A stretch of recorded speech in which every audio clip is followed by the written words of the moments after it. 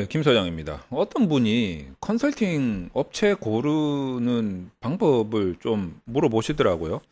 아무래도 논문 컨설팅 같은 경우에는 이게 무슨 경영 컨설팅 이런 거하고는 다르잖아요. 다른 컨설팅하고 좀 다르잖아요. 경영 컨설팅 이런 거야 뭐 회사 차원에서 하는 거니까 돈이 들어도 회사 돈이 드는 거지. 뭐 그런데 논문 컨설팅은 이거는 대부분 개인 차원에서 하는 거 아니겠습니까? 그러니까 돈이 들어도 내 돈이 들어. 그리고 내가 힘들어. 내가 다 책임져야 돼. 그러니까 논문 컨설팅 같은 경우에는 선정하는 것에서 마무리하는 것까지 다 개인의 문제란 말이에요. 그러니까 요거 좀 꼼꼼하게 내가 알아보아야 될 필요성이 있는 거지. 다른 컨설팅보다는 더 꼼꼼하게 현실적으로 나한테 바로 뭔가가 다가오는 거니까 되게 꼼꼼해진단 말이죠. 그래서 이 논문 컨설팅 업체를 효과적으로 선정할 수 있는 방법이 뭐가 있겠습니까? 그걸 왜 나한테 물어보지? 어쨌든 뭐 제가 이 업계에 그래도 좀 오래 있었던 사람 중에 한 명이니까 저한테 여쭤보신 것 같아요. 근데 이게 뭐 중이 제 머리 못 깎는다고 컨설팅 업계 안에 있는 제가 논문 컨설팅 업체를 효과적으로 선정하는 방법. 이건 제가 잘 모를 수도 있는데 뭐 저는 이런 생각은 합니다. 그냥 일반 소비자 입장에서 볼 수밖에 없을 것 같아요. 소비자 입장에서 어떤 뭐 서비스나 뭐 꼭 논문 컨설팅뿐만 아니더라도 서비스나 어떤 제품을 살 때, 구매를 할 때, 이 구매하는 데 있어서 가장 영향을 미치는 게 뭘까? 이렇게 생각을 해보면, 아무래도 이제 뭐 제2용 뭐 이런 거 나오지 않습니까? 이거 확실히 내가 이 연구만 하던 사람이다 보니까 용어가 벌써 논문처럼 나와버리네. 제2용 의도 뭐 같은 또는 재구매 의도 이런 거 있잖아요. 그게 이제 소비자의 어떤 행동이다. 또는 뭐 태도다. 이런 식으로 마무리가 된다면 여기에 영향을 미칠 수 있는 가장 근본적인 경우에는 1984년 올리버 교수에 의하면 신뢰다 이거지, 신뢰. 신뢰가 되게 중요합니다. 그래서 저 같은 경우에도 물론 이제 신뢰 그 전에는 무슨 뭐 서비스 품질, 뭐 서브퀄이나 뭐 서브퍼프 같은 이론을 대입시키다 보면 어떤 품질의 특성 같은 게 들어갈 수가 있겠죠. 근데 여러분이 지금 품질의 특성을 모르는 상태잖아. 아직 논문 컨설팅을 경험해보지 않은 상태에서 업체를 선정하는데 도움이 될 만한 의견이 뭐냐 이걸 물었기 때문에 지금 경험이 없는 상태이기 때문에 그 서비스 품질에 대한 특성을 여러분이 스스로 생각을 못 하실 거란 말이야. 그러면 그 서비스 품질에 대한 특성을 대체해서 측정할 만한 요소가 뭐가 있느냐. 이제 우리가 이걸 찾아야 돼요. 이걸 통해서 여러분이 신뢰를 느끼게 된다면 그 업체를 선정하게 되지 않을까. 이게 이제 저의 추론인 겁니다. 자, 그러면 여러분들이 논문 컨설팅 업체를 선정한다고 했을 때 과연 무엇이 아직 경험해 보지 못한 여러분들의 서비스 품질의 특성에 대한 대체 측정일까를 생각을 해보면 저는 뭐 여러 가지 요소가 있겠습니다만 여러분이 광고를 보고 저 괜찮겠는데? 그래서 막 신뢰가 생기고 이래서 선정을 한다? 옛날에는 그랬지. 광고, 뭐 홍보 이런 거 있잖아요. 이런 거 보고 옛날에는 그랬죠.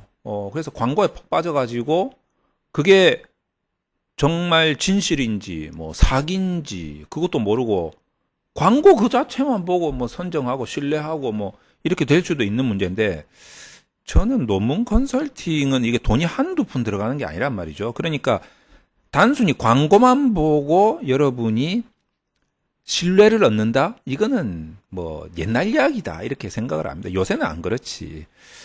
요새 같은 경우에는 이제 간접적으로 어떤 품질을 측정해 볼 수 있는 요소들이 많이 있습니다. 예전 같은 경우에는 이제 뭐 이런 것도 있었죠. 이제 맛보기, 맛보기 뭐 컨설팅을 해준다든가 뭐 이런 느낌의 뭐 1회 무료 해준다든가 뭐 이런 식으로 해가지고 논문 컨설팅을 받으려는 그 학생들, 수요자들을 끌어들인 적도 있었지만 요즘에는 뭐 저같이 이제 유튜브 같은 거를 통해서 또는 어떤 강의를 통해서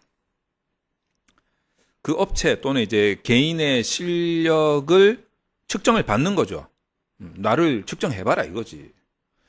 그래서 이제 저도 유튜브를 하게 된 거긴 한데 솔직하게 제가 유튜브를 하게 된 그 경위를 좀 설명해 드릴게요. 저는 솔직히 처음에는 1단계 제가 유튜브를 하게 됐을 때 1단계는 제가 홍보 목적은 아니었어요. 분명히. 홍보 목적은 아니었고 1단계는 홍보가 아니라 내 공부, 내 복습, 내 공부의 복습을 위해서 처음에는 유튜브를 사용했죠. 그래서 이 사람이 이 천재가 아니잖아요. 다들 무슨 컴퓨터가 아니잖아. 그러니까 자꾸 기억이 사라진단 말이야. 어제 공부한 것도 내가 어디다가 이제 메모를 해놓으면 괜찮은데 메모를 안 해놓으면 한 달 정도 지나면 다 잊어버린단 말이에요.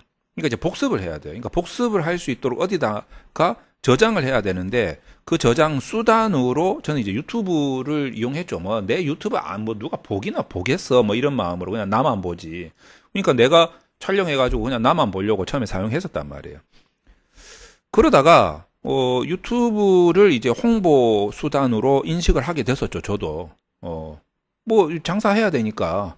그래서 이제 홍보 수단으로 좀 생각을 하다가 지금은 이제 3단계 어떻게 왔냐면 강의를 올리다 보니까 저도 이제 갈등을 하지 않았겠어요. 어느 시점에서 갈등했냐면 야 이거 홍보와 나의 그 각종 노하우 노출 그 사이에서 굉장히 고민을 하지 않았겠습니까?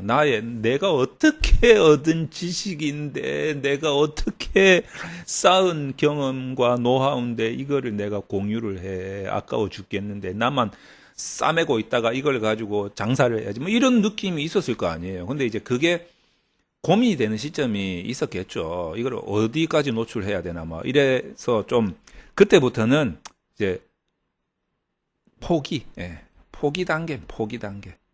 뭐 지식이라는 게 내가 혼자 뭐 이렇게 머릿속에 그게 뭐 대단한 지식이라고 또 그래서 일단 공유를 해야 되겠다라고 해서 그냥 다 풀어버리자. 뭐 있는 거 없는 거 그냥 모르겠다. 다 풀어버리자. 어떻게 되겠지? 내가 무슨 뭐 계획을 가지고 지금까지 인생을 살았던 것도 아니고 그냥 뭐 어떻게 되겠지 하고 이제 포기. 그래서 이제 공유를 하는 그 단계가 온 겁니다.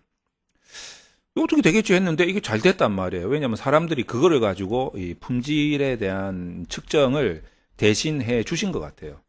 그러니까 저 사람은 그래도 좀 이 정도까지는 좀 알고 있는 사람이네. 뭐 저 사람한테 가가지고 내가 컨설팅을 받으면 그래도 뭐 모르고 받는 것보다는 낫지 않을까. 뭐 이런 느낌이 들었던 거겠죠. 그래서 저 같은 경우에는 오히려 이 3단계에 이 포기를 함으로 인해서 오히려 더 좋은 품질을 측정을 받게 되었다. 물론 되게 겁이 났었어요, 처음에는.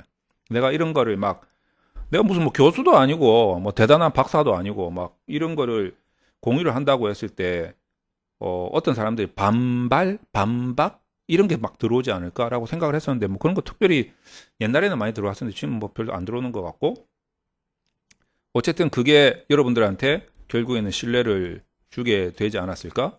그래서 저는 이제 뭐 제 개인 경험만 살려가지고 그렇게 설명을 드린 겁니다. 그래서 저는 홍보를 해본 적이 없죠, 지금까지. 뭐 특별하게. 요새 저도, 최근에 뭐 한 며칠 전부터 이게 제가 주로 보는 게 논문 관련된, 연구 관련된 것들을 저도 인터넷에서 많이 찾아보니까 그게 연관이 돼가지고, 페이스북을 봐도 그렇고, 인스타를 봐도 그렇고, 이 논문과 관련돼 가지고 이제 어떤 업체들이 이제 광고를 하는가 봐요. 이제 광고비를 주고 광고를 하는가. 딱 봐도 광고 문구에 그런 글들이 막 올라오더라고요. 저도 이제 보죠. 저도 전문가 입장에서 다른 업체들 광고 올라오는 거 보지 않겠습니까? 보면은 솔직히 문구라든가 뭐 거기에 사용된 이미지 이런 것들은 뭐 대단해. 예, 어마어마한 것 같아. 뭐 이 보면은 이 모든 문제를 다 해결해 줄 것 같고, 그리고 특히 이 광고에서 많이 사용해 먹는 게 이제 그 언론사들이